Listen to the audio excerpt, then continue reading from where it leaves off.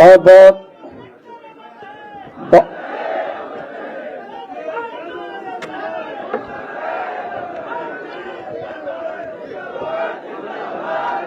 सम्मानित साथियों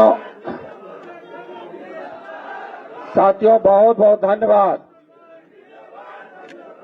बहुत बहुत धन्यवाद। आप लोग अपने यथावत स्थान पर बैठ जाएं।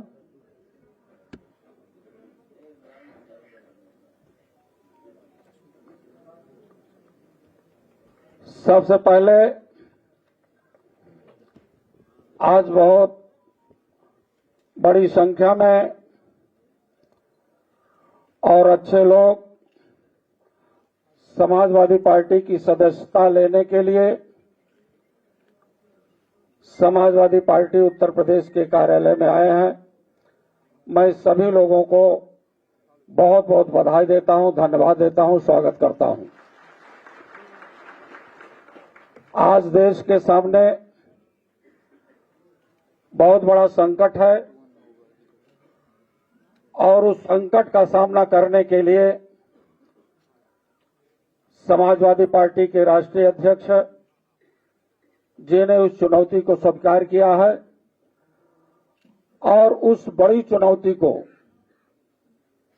जो संविधान और आरक्षण देश से खत्म किया जा रहा है, ऐसी चुनौती को स्वीकार करने वाले समाजवादी पार्टी के राष्ट्रीय अध्यक्ष माननीय अखिलेश यादव जी का साथ देने के लिए पूर्व में कैबिनेट मंत्री रहे और वर्तमान में राष्ट्रीय संयोजक सामाजिक परिवर्तन मिशन के राष्ट्रीय संयोजक हैं। माननीय दद्दू प्रसाद जी अपने बहुत से साथियों के साथ आज पार्टी की सदस्यता ले रहे हैं। बहुत बहुत धन्यवाद।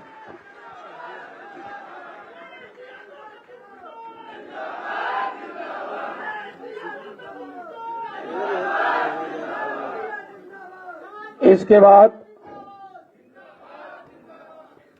बाद पूर्व चेयरमैन रहे, राज्य मंत्री और बसपा के लखनऊ मंडल के कोऑर्डिनेटर भी रहे। आप भी उसी चुनौती को स्वीकार करने के लिए आपके बीच में आए हैं, पार्टी की सदस्यता लिए हैं। श्री सलाहुद्दीन साहब बहुत बड़ी संख्या में अपने लोगों के साथ आए हैं। आपका भी बहुत बहुत वंदन।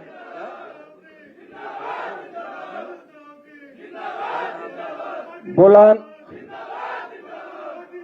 बैठ जाए साथियों। जनपद बुलंदशहर के साथी श्री देवरंजन नागर जी बहुत से साथियों के साथ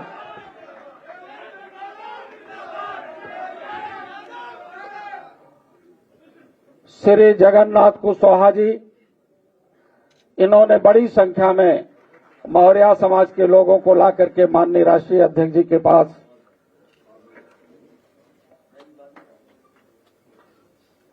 साथियों,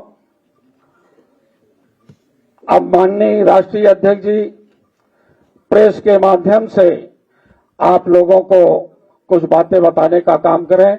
एक बार मैं फिर अपनी तरफ से, अपने साथियों की तरफ से आप सभी लोगों का हृदय की गहराइयों से स्वागत करते हुए माननीय राष्ट्रीय अध्यक्ष जी का संबोधन।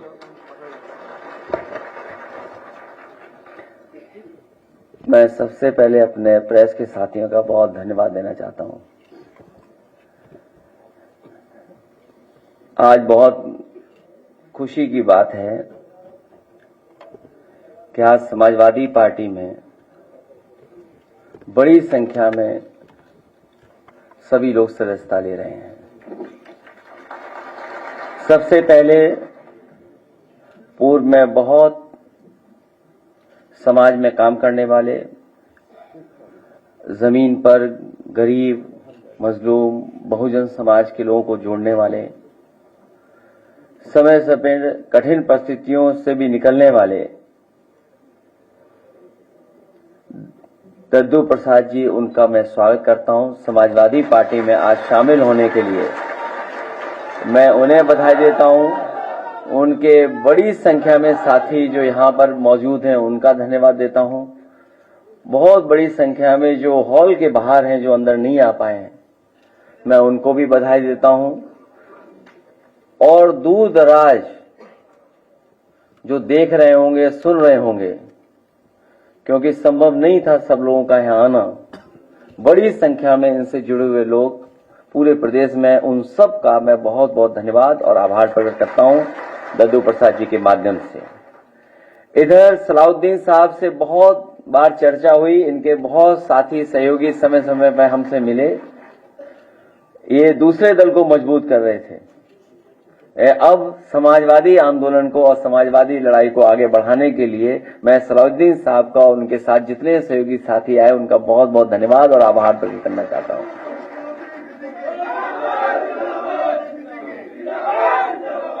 श्री देव रंजन नागर जी मेरे साथ पहले से जुड़े हैं और पार्टी का और पार्टी के सिद्धांतों को, कार्यक्रमों को ठीक तरीके से समझते हैं।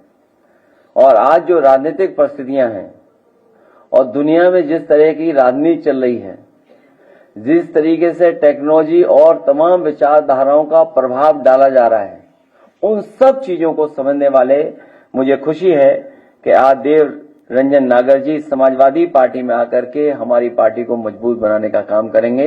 भविष्य में सरकार कैसे बने उस दिशा में लेकर जाएंगे।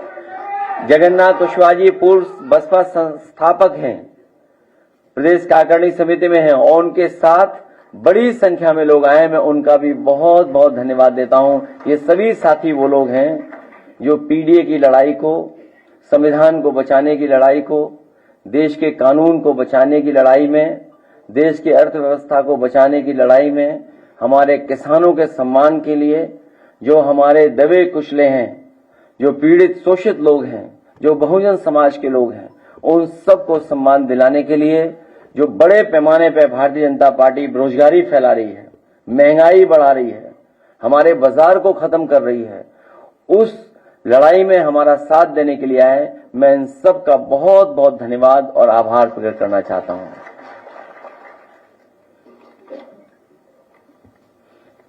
इसके साथ साथ हमने और आपने एक बहुत ही समय समय पर एक बहुत बड़ी योजना के बारे में सरकारी प्रचार सुनाओं को देखा है हम लोगों ने। भारतीय जनता पार्टी के लोग कभी नहीं थकते अपनी योजनाओं को बताने में। आज एक बहुत महत्वपूर्ण योजना, मुद्रा योजना, उसके लगभग 10 साल पूरे हो रहे हैं और 10 साल में इस योजना ने कोई खास ठोस प्रभाव समाज में और अर्थव्यवस्था में नहीं छोड़ा है। ये मुद्रा योजना नहीं, ये झुट्टा योजना बनकर के रह गई है। मैं कुछ सवाल जनता की तरफ से या जो सवाल आ रहे हैं मुद्रा योजना को लेकर के, उनको जरूर रखना चाहता हूं। मुद्रा योजना की पहली 10 की पारी होने पर 10 वर्ष के नाम पर निम्नलिखित 10 महत्वपूर्ण, सरल और सीधे सवाल तो जनता भाजपाई से पूछ सकती है और हम लोग भी भारतीय जनता पार्टी से पूछना चाहते हैं, क्योंकि आंकड़े के खेल में कोई नहीं जीत सकता उनसे। समय समय पर जो आंकड़े सरकार बताती है, लेकिन वो आंकड़े कहां से आते हैं, किस मेथोडोलॉजी से आते हैं, किस तरीके से वो प्राप्त करते हैं, उसकी कोई जानकारी नहीं मिलती है। चाहे जो बड़े बड़े महाआयोजन हुए हैं, उसकी जो आंकड़े बताए गए, वो आंकड़े तो बढ़ चढ़ करके बताए गए, लेकिन जब कभी भी हम और आप लोग सवाल करते हैं कि जो लोग खोए हैं, जिन लोगों की जान चली गई, जो लोग सड़क के आने जाने में जिनकी जान चली गई, उसके जवाब में कोई आंकड़ा सरकार की तरफ से नहीं आता है। तो इसलिए मुद्रा योजना को लेकर के क्या सच में 52 करोड़ लोगों को मुद्रा योजना का पैसा मिला? यदि ये सत्य है तो मुद्रा ऋण लेने वालों ने अगर 2 लोगों को भी रोजगार दिया तो पूरे देश में बेरोजगारी लगभग शून्य होनी चाहिए। क्या इस तथ्य में कोई डिफरेंस नजर आता है, विसंगति नजर आती है? जब दोनों ही आंकड़े सरकारी हैं तो मुद्रा योजना या बेरोजगारी के आंकड़े में से किसको सही माना जाए? क्योंकि अगर योजना 52 करोड़ लोगों तक पहुंची और 52 करोड़ में अगर एक प्राप्त ने 2 लोगों को भी नौकरी दी है तो सोचो आंकड़ा कितना बड़ा बनता है। मुद्रा योजना में लोन लेने के रूप में बांटा 33 लाख करोड़ रुपया किसके खाते में गया है? ये 10 साल की योजना में कोई छोटा मोटा पैसा नहीं इकट्ठा हुआ है या बांटा नहीं गया, 33 लाख करोड़ रुपया बांटा गया है। क्या इन खातों की कभी जांच परख या लेखा परीक्षण या कहीं ऑडिट हुआ है? क्या इनके द्वारा समर्थित या शुरू हुए उपक्रमों में कभी लाभ कमाया और दिखाया गया हो? क्या सरकार को इनसे कभी इनकम टैक्स प्राप्त हुआ और हुआ होगा तो कितना हुआ होगा? क्या इनमें से किसी ने जीएसटी का रजिस्ट्रेशन करवाया? कि अगर 52 करोड़ लोगों को मुद्रा लोन दिया गया है तो क्या जीएसटी के रजिस्ट्रेशन कराया गया कि नहीं कराया गया? इनसे कुल कितना जीएसटी प्राप्त हुआ? बैंकों को मुद्रा योजना के वितरण पर हुए कुल खर्च और इससे मिले कुल ब्याज के बीच क्या कुछ लाभ हुआ या ये योजना कुछ अपने लोगों को बैंकों के खजाने से पैसा पहुंचाने का माध्यम मात्र बनकर रह गई है? जवाब जुमलाई सरकार देगी या बैंक? ये जो 33 लाख करोड़ और 52 करोड़ लोगों को पहुंचाया गया इससे लोन का, तो आखिरकार जवाब कौन देगा? सरकार देगी या बैंक देगी? ये बातें मैं इसलिए कर रहा हूं क्योंकि भारतीय जनता पार्टी अपनी नाकामी छिपाने के लिए बहुत सारे फैसले लेती है। अपनी हर योजना की नाकामी छिपाने के लिए कम्युनल रास्ता अपना रही है, कॉन्स्टिट्यूशन को खत्म कर रही है, लोकतंत्र की परवाह नहीं कर रही है, कानून की परवाह नहीं कर रही है। और एक बात और मैं कहना चाहता हूं कि अगर रामजी या सुमन जी के साथ कोई घटना होती है या समाजवादी पार्टी के नेता के ऊपर किसी तरह की कोई घटना होती है तो उसके लिए जिम्मेदार कोई दूसरा नहीं, मुख्यमंत्री खुद जिम्मेदार होंगे। क्योंकि मुख्यमंत्री खुद उस संगठन पे हाथ रखे हुए हैं। जितने भी लोग उसमें दिखाई दे रहे हैं, हालांकि जाति की बात नहीं करनी चाहिए, जातियों की बातें समाजवादी लोग नहीं करते हैं, लेकिन कहीं ना कहीं जाति कनेक्शन भी उन्हीं का उनसे दिखाई देता है। क्योंकि पकड़े कौन? करने वाला वही, पकड़ने वाला भी वही, रिपोर्ट लिखाने वाले अगर जाएं तो सामने वही दिखते हैं। इसलिए अगर कहीं कोई घटना हो रही है, अगर किसी को किसी तरह की अपमान भी होता है तो कि जिम्मेदार अगर कोई है तो मुख्यमंत्री खुद जिम्मेदार हैं, क्योंकि वही बढ़ावा दे रहे हैं। जिस तरीके से हिटलर के जमाने में ट्रूपर्स होते थे, उसी तरीके से इन्होंने एक हिडन अंडरग्राउंड फौज तैयार की है जो समय समय पर लोगों को अपमानित कर रही है, थानों में अपमानित कर रही है, तहसील में अपमानित कर रही है, पैसे लूटने में सबसे ज्यादा आगे दिखाई दे रहे हैं। जो लोग कहते थे कि यहां जीरो टॉलरेंस है करप्शन के लिए, इनका खुद अधिकारी पकड़ा गया। और अगर वो कहीं छिपा नहीं है, वो मुख्यमंत्री आवास में छिपा होगा। मैं एक बार फिर दद्दू प्रसाद जी, देवरंजन नागर जी और सलाउद्दीन साहब से लेकर के जगन्नाथ कुशवाहा जी, जितने भी उनके सहयोगी साथी आए हैं, मैं उन सब का अपनी तरफ से, पार्टी की तरफ से बहुत बहुत धन्यवाद देता हूं, स्वागत करता हूं, बधाई देता हूं। और इस उम्मीद के साथ कि आने वाले समय में जो पीडीए का रास्ता है, पीडीए का संघर्ष है, उसको और मजबूत बनाने का काम करेंगे।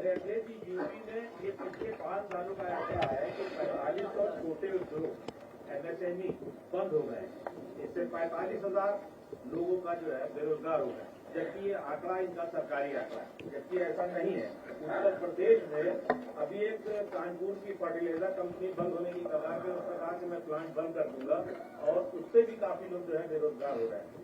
बेरोजगारी की इंतहा है प्रदेश में कि सरकार जो है इस पर तवज्जो न देके अपने दूसरे मुद्दों में भटका देती है।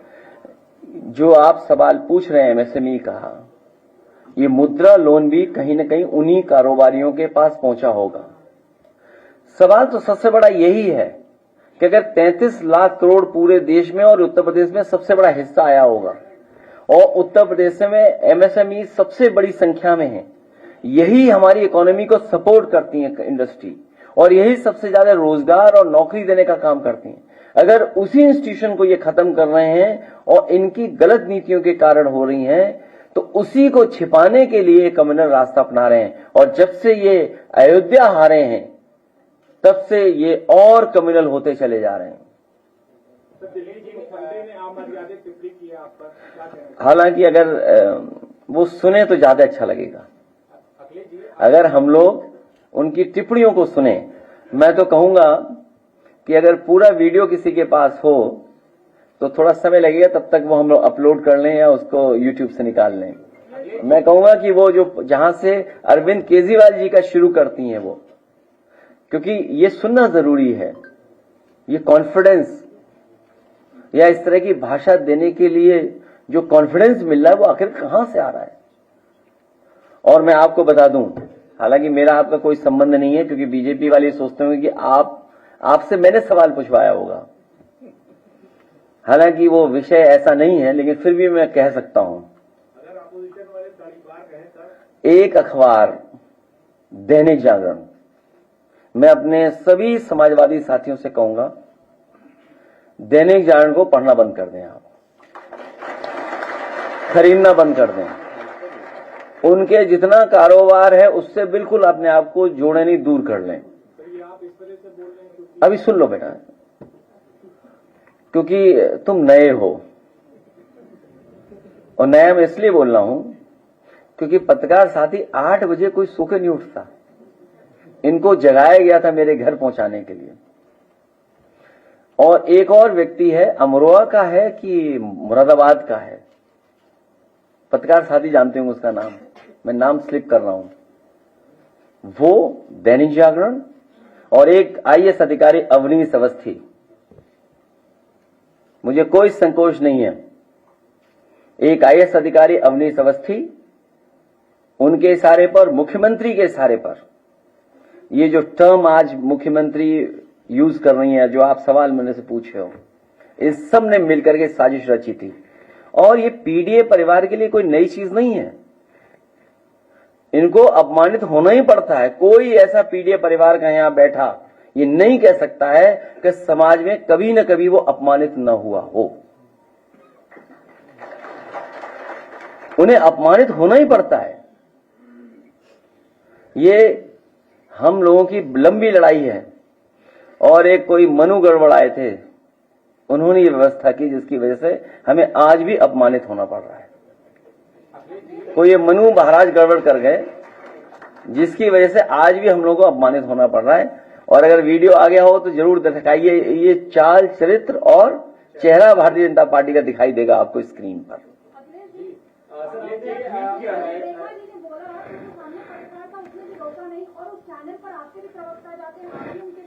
तो वो थोड़ा कांग्रेस से लगाव रखता है। आज से न्यूज 24 पे कोई नहीं जाएगा। आप खासकर तब रामनवमी के मौके पर उत्तर प्रदेश के कई जिलों में कम्युनल टेंशन जैसी स्थिति बनी हुई है। प्रयागराज का मामला है, सलार मसूद गाजी की दरगाह पर कुछ लोग भगवा झंडे लेकर जाते हैं, डीएमएसपी को बताकर फेसबुक पर लाइव करते हुए जाते हैं, दरगाह के ऊपर चढ़ते हैं, भगवा झंडे लहराते हैं, और इस घटना के बाद अब तक कोई कार्रवाई नहीं हुई है। खुलेआम घूम रहे हैं और वो खुद को बीजेपी का नेता बताता है। देखिए, कार्रवाई इसलिए नहीं हो रही है, 2 एंगल जो मुझे समझ में आ रहा है, हो सकता है मैं गलत हूं उस बात पे, लेकिन आप इस पर विचार जरूर करना। करने वाला मुख्यमंत्री जी की सेम जाति बिरादरी का है, इसलिए उसको इम्यूनिटी है किसी चीज को लेकर के। न एसओ कुछ बोलेगा, न एसपी बोलेगा, न डीएम बोलेगा, न कमिश्नर बोलेगा। इसीलिए हम लोग कहते थे कि संविधान खतरे में, कानून खतरे में।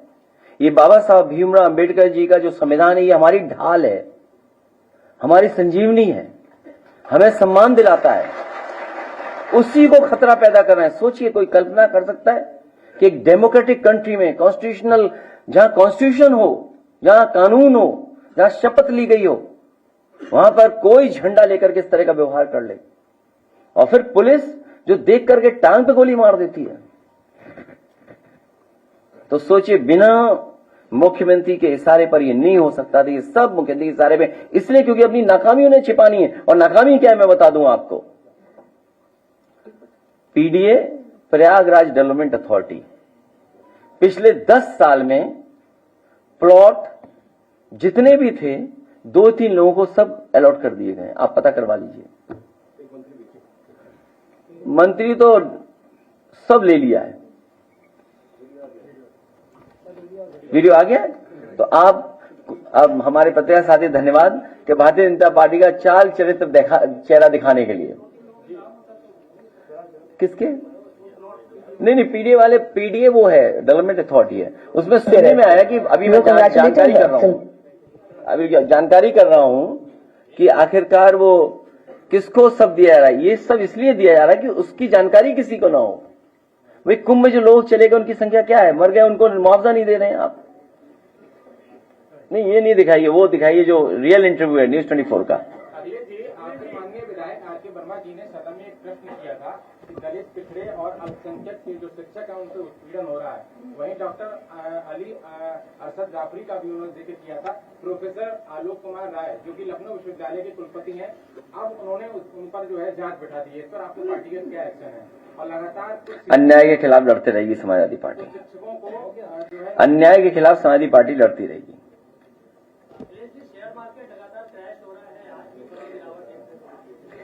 जब अमेरिका से आप कुछ कर ही नहीं सकते हैं। मैंने आपको इसीलिए क्या, मुद्रा योजना नहीं, ये झुट्टल योजना है।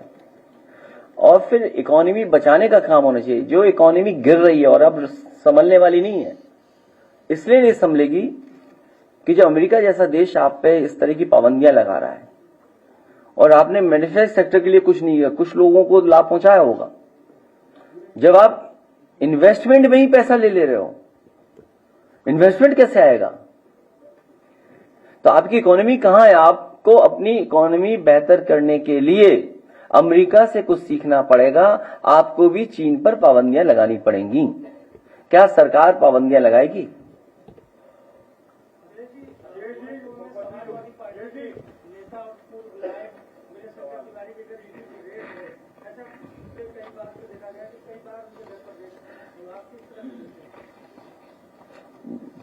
सरकार जिसके पे चाहे उसके यहां भेज सकती है ईडी, सीबीआई, इनकम टैक्स, और फेस करना चाहिए। अगर कोई बात है तो अपने कागज दिखाए जाएंगे। मुख्यमंत्री योगी आदित्यनाथ कह रहे हैं कि 3 साल में जो गरीबी है वो खत्म कर देंगे और इलेक्शन 2 साल बाद है।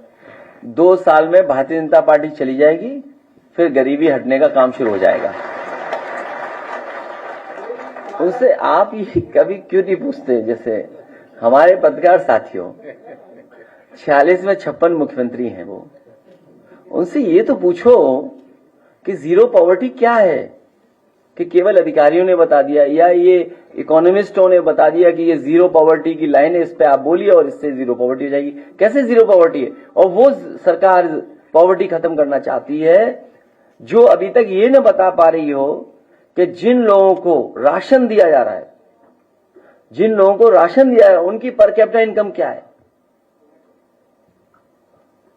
वही जो राशन जिनको दिया जा रहा है, हम लोग भी उत्तर प्रदेश में लगभग 12 करोड़ लोग पा रहे होंगे राशन, 15 करोड़।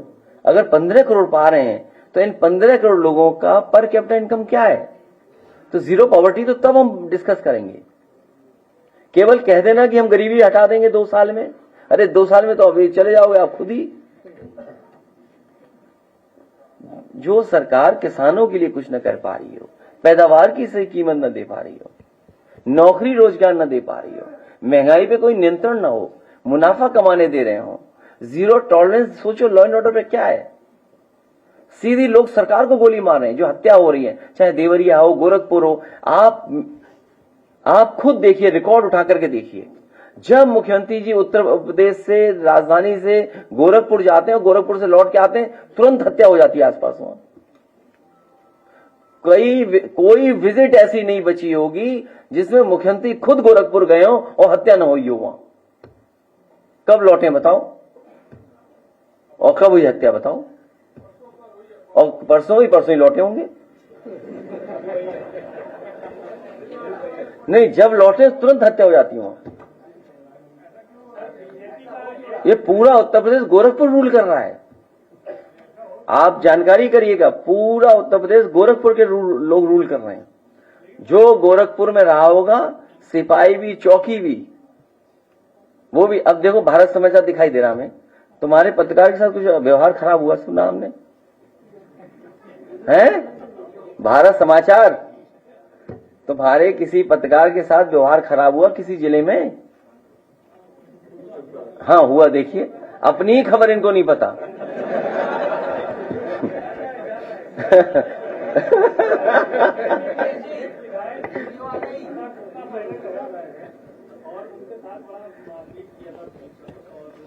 तो मैं क्या कहूं बताओ बीजेपी के विधायक के लिए, हम उनकी रक्षा करें? अब सुनिए, चाल, चरित्र और चेहरा। अब आप देखिए, आवाज तेज कर देना। उस नेताओं के नाम लूंगा, आपके जहन में जो पहला शब्द या पहली लाइन आती है, आपको मुझे वो बताना है। अब नाम तो लो। अरविंद केजरीवाल। झूठा। आतिशी। बेवकूफ। बेवकूफ। उनको यही नहीं पता कि वो कहाँ जा रही है। जनता ने उनको मौका दिया है, दोबारा जीत के आई है। शांति से अपना काम करो ना, जीवन करो। काहे केजरीवाल की राह पे चल रही है? भगवंत मान। No comment. राहुल गांधी। ये भी उसी कैटेगरी में है। मतलब राहुल गांधी तो लीडर है ही नहीं। 99 सीट आई है इस बार। हाँ, तो उनके लिए थोड़ी ना, ये कांग्रेस का जो नाम पुराना है, पुरानी लीडरशिप जुड़ी है, लोग आज भी कांग्रेसी हैं। वो जो जिसे स्वतंत्रता के संग्राम से जुड़े हुए लोग हैं, उनको आज भी सब कांग्रेसी हैं, क्योंकि तब कोई और पार्टी होती नहीं थी। ओके। प्रियंका गांधी। प्रियंका गांधी सो मतलब good for nothing. Kanhaiya Kumar. हाँ, देश तोड़ो। नरेंद्र मोदी। देश जोड़ो। देश जोड़ो।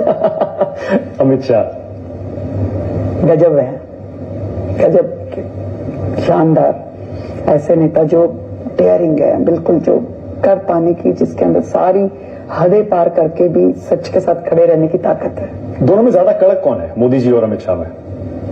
संसद में तो अमित शाह ज्यादा कड़क दिखते। दोनों है, दोनों अपने फर्म हैं डिसीजंस को लेकर के। चीजें कोई दिखाता है, दिख जाता है, कोई दिख नहीं पाता है। ओके।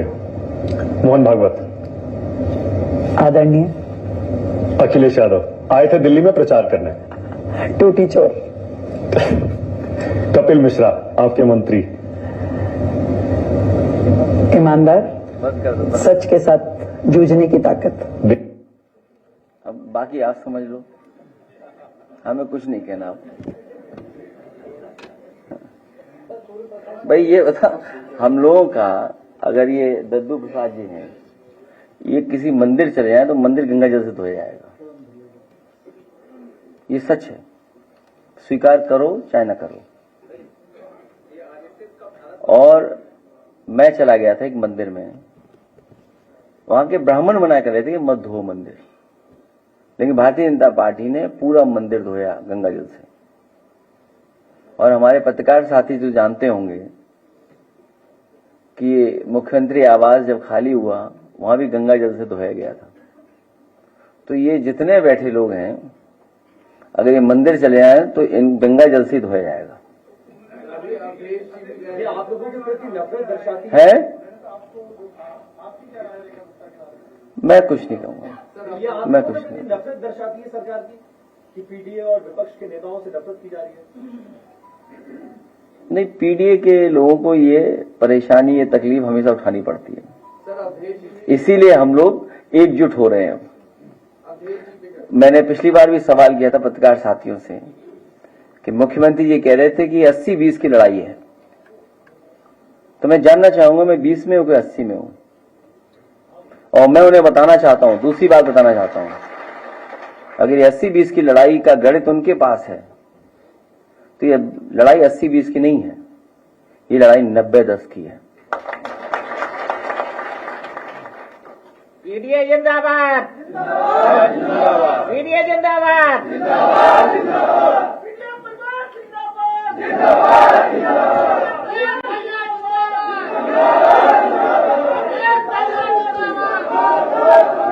पार्टी के नेताओं को नोटिस भेजी जा रही है कि मस्जिद के खिलाफ प्रदर्शन न करें। उससे कोई फर्क नहीं पड़ता है, नोटिस से कोई डरने वाला नहीं है। मैं कुछ नहीं कहूंगा उसमें। मैं चिंता इस बात की कर रहा हूं, मुझे नहीं पता कि आप कौन हैं, लेकिन अगर कहीं मंदिर चले गए आप तो गंगा जैसे धुलवाया जाएगा। अब बताओ कौन हो आप? हैं? तुम्हारा नहीं धुलाया जाएगा। इसीलिए सवाल ऐसा पूछते हैं। अब ये बताओ, हमारा मंदिर न धोया है उसके लिए क्या करें बताओ? क्या चीज? मैं उनके बारे में कुछ नहीं कह रहा। मनु महाराज ने जो कुछ किया गड़बड़, उसकी वजह से हमें फेस करना पड़ रहा है। ये कौन है मनु महाराज? प्रधानमंत्री के संसदीय निर्वाचन क्षेत्र में एक महिला खिलाड़ी के साथ कार में 7 लोगों ने इसकी इज्जत लूटी है, और जब तक प्रधानमंत्री आते हैं तब तक इस तरह के हादसे होते हैं। इस तरह की घटनाएं उत्तर प्रदेश में बढ़ी हैं। इस तरह की घटनाएं उत्तर प्रदेश में बढ़ी हैं। पूरा प्रशासन, पुलिस, जो सुरक्षा होनी चाहिए, जिस तरह का इंतजाम होना चाहिए, पुलिसिंग होनी चाहिए, वो कुछ भी सरकार नहीं कर रही है। जब पुलिस से आप दूसरा काम लोगे तो आप उससे कैसे उम्मीद करोगे कि लॉ एंड ऑर्डर पे वो पुलिस काम करे? एक आध घटनाएं नहीं, कितनी घटनाएं। अभी कल ही जब हम लोग बैठे थे या परसों, पुलिस के खिलाफ पुलिस एफआईआर लगा रही, पुलिस ही ढूंढ रही है पुलिस को, और पुलिस को पकड़ के ला रही पुलिस। ये है उत्तर प्रदेश। बताइए, who is this Abhishek Prakash? वो तो मुख्यमंत्री आवास में होंगे कहीं। किसानों को मुआवजा नहीं दिया जा रहा है सर। प्रधानमंत्री की रैली के लिए जिस जमीन पे फसल काटी गई है, वहाँ बटाई के लोग खेती कर रहे थे, क्या उनको मुआवजा नहीं? एक मिनट। अच्छा, आप कौन पहले पूछेगा? अच्छा, पहले आप पूछ लो। सरकार की मंत्री बीबीरानी मौर्य ने मुख्यमंत्री को पत्र लिखा है, मांग की है कि आगरा का जो शाहजहां गार्डन है उसका नाम बदल जाएगा, के नाम पर कर दिया है। मंत्री बहुत कॉन्फिडेंट। मैं इस बात में और बात ऐड कर दूं, उन्हें मुख्यमंत्री बना दो, मांगना ही नहीं पड़ेगा किसी से। वो गवर्नर बन करके विधायक बनी, फिर मंत्री बनी। वो मंत्री बनने के लिए नहीं आई थी, वो मुख्यमंत्री बनने के लिए आई थी। इसलिए आप हमको उनके सामने भी नहीं जाना, बीजेपी नहीं, नाम हमारा आपका भी बदल दें। वो किसका नाम बदलोगे तुम? आप सोचिए, आप कभी आप खुद सोचिए, बीजेपी अपने नेताओं का भी सम्मान करने के लिए कोई बड़ी योजना नहीं बना पाई, खासकर यूपी में। अभी जो मैच हो रहा था आईपीएल का, वो किसके नाम पे रखा गया बताइए? वो भगवान विष्णु के नाम पे था, एकाना स्टेडियम। लेकिन बीजेपी ने कोई बड़ा काम नहीं किया, क्योंकि उन्हें अपने नेता के नाम पे कुछ बनाना था, करना था। उन्होंने उसी स्टेडियम का नाम बदल दिया। सोचिए, भगवान से आगे है बीजेपी। दूसरा, नेताजी और समाजवादी पार्टी ने, हम लोगों ने मिलकर के वर्ल्ड क्लास एक कैंसर रिसर्च इंस्टीट्यूट बनाया। और कैंसर रिसर्च इंस्टीट्यूट इसलिए बनाया कि हमारे गरीबों को इलाज के लिए दिल्ली, बंबई या बड़ी बड़ी जगह जाना पड़ता है, और कैंसर का इलाज बहुत महंगा है, कोई अफोर्ड नहीं कर सकता है। और कैंसर का इलाज एक बार शुरू हो जाए तो उसको लगातार करना पड़ता है। वो भी चक गजरिया के नाम पे था, किसी के नेता के नाम पे नहीं था। हमें कोई दुख नहीं है, न कोई नाराजगी है कि आपने कल्याण सिंह जी के नाम पे कर दिया, लेकिन कम से कम वहां पर फंड्स तो हो, इलाज तो हो गरीब का फ्री। लोक भवन, पूर्व प्रधानमंत्री अटल बिहारी वाजपेयी जी बड़े अकेले खड़े होकर बोर हो रहे होंगे। समाजवादी सरकार बनेगी, 2 महापुरुषों को और उनके साथ खड़ा करेंगे जिससे वो बोर ना हो।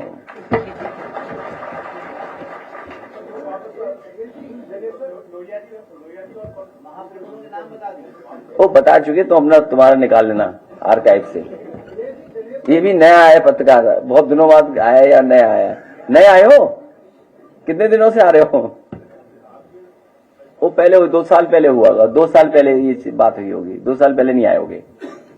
हाँ, 2 साल पहले नहीं आए होगे।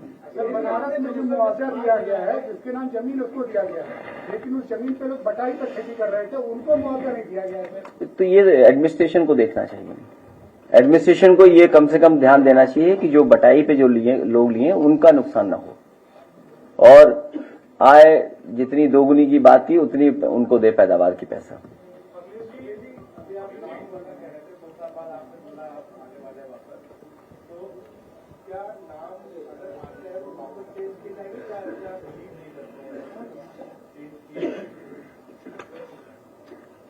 आप क्या चाहते हो?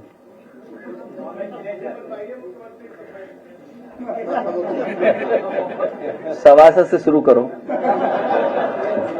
इनको सभासद की टिकट दी जाएगी, फिर मुख्यमंत्री का सपना देखना।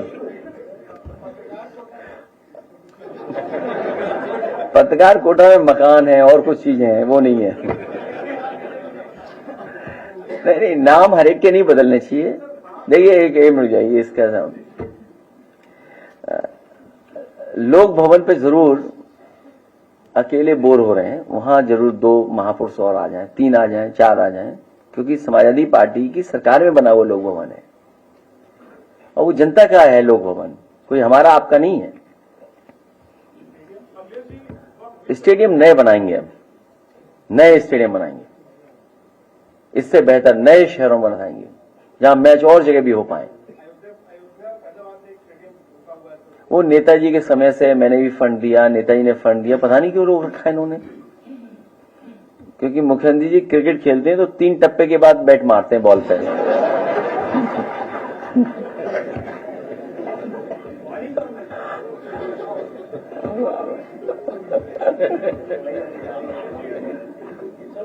चले फिर जाए, अब हम लोग जाने दें। राजा बताओ।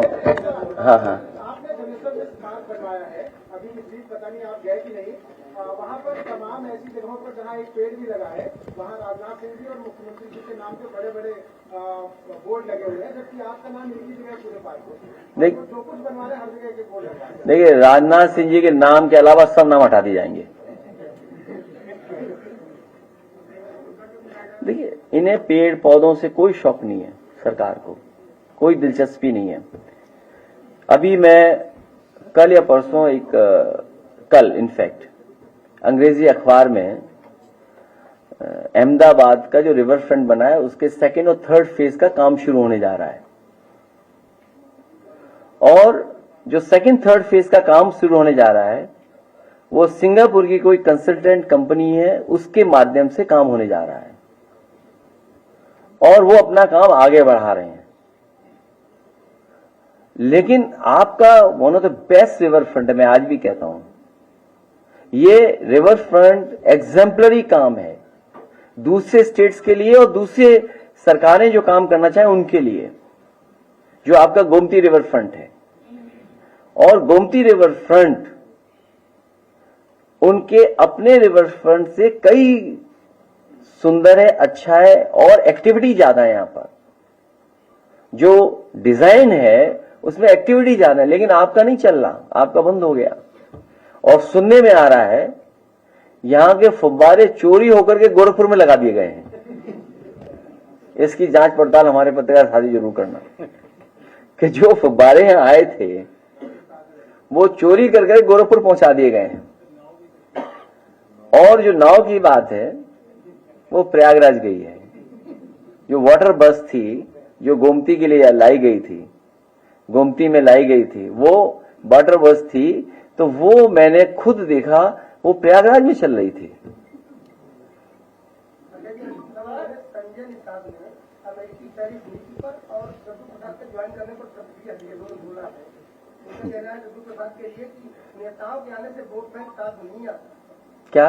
नेताओं के आने से वोट बैंक साथ नहीं आता। संजय साहब ने ये बात तो ठीक कह रहे हैं, ये बात तो ठीक कह रहे हैं। संत कबीरनगर का परिणाम देख लिया उन्होंने शायद,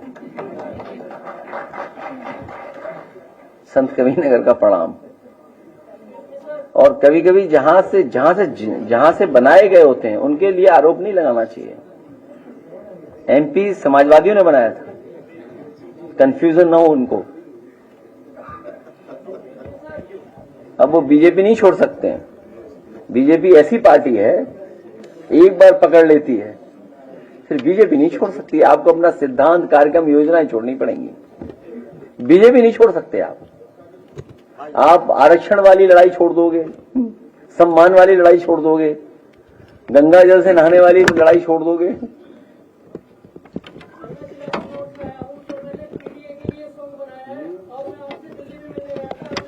गाते हो तो पत्रकार शादी बुरा न माने तो गा दे आके। आजा भाई आजा, कोई बात खराब मत कर देना पीडीए के चक्कर में। भाई सुन लो गाना इसका भी। हाँ।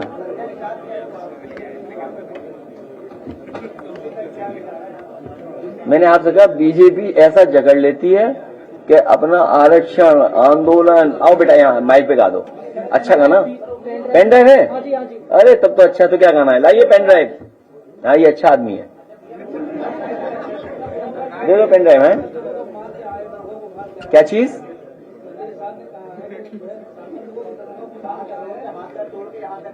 अरे छोड़ी पुरानी बातें, इशू और है। अब इशू देखिए फार्मर का है, किसान का है इशू। किसान दुखी बैठा है, बताओ। इटावा में टमाटर पे वो चला दिया उसने। हाँ सोचिए आप, टमाटर है, कोई व्यवस्था नहीं। अभी गेहूं नहीं खरीदा जा रहा। आप बताओ गेहूं कौन खरीदा? प्राइवेट कंपनियां खरीद रही है, सरकार प्राइवेट से खरीदवा रही है। और तर्क क्या दे रही है? क्योंकि मार्केट में वैल्यू ज्यादा मिल रही है किसान को, इसलिए प्राइवेट में जाने दो। क्योंकि उन्हें उसकी वजह से नहीं, जो आप आटा खरीदोगे मुनाफा प्राइवेट कंपनी आटा से कहेंगी, जो पैक्ड आटा है। बड़ी बड़ी कंपनियां जो आ गई हैं आटा बना रही हैं, तो वो मुनाफा सरकार कमाने दे रही है। यही व्यवस्था खराब है। जो आप कह रहे थे अपनी अर्थव्यवस्था को कैसे संभालोगे, हमें आपको मिलकर के अपनी अर्थव्यवस्था सुधारनी पड़ेगी। जैसे कि आपको अभी जब 40 पुलिस भर्ती संपन्न हुई और उसमें उन्होंने बीते 13 तारीख को अपना जो फाइनल रिजल्ट जारी किया, उसमें एससी कैटेगरी जिसमें कटाप 196 थी और ओबीसी की 216 थी, उनमें एससी कैटेगरी से बिलोंग करता हूँ जिसमें नंबर 205+ है। फिर मेरा फाइनल मेरिट में नाम नहीं है। तो मैं अकेला नहीं सर, हमारे ऐसे हजारों भाई हैं जो ज्यादा नंबर होते हुए भी एससी ओबीसी के, उनका फाइनल मेरिट में नाम नहीं है। ये जो साथी कह रहा है, क्या नाम बेटा? गोविंद जो बात कह रहा है एकदम ठीक बात कह रहा है। मुझे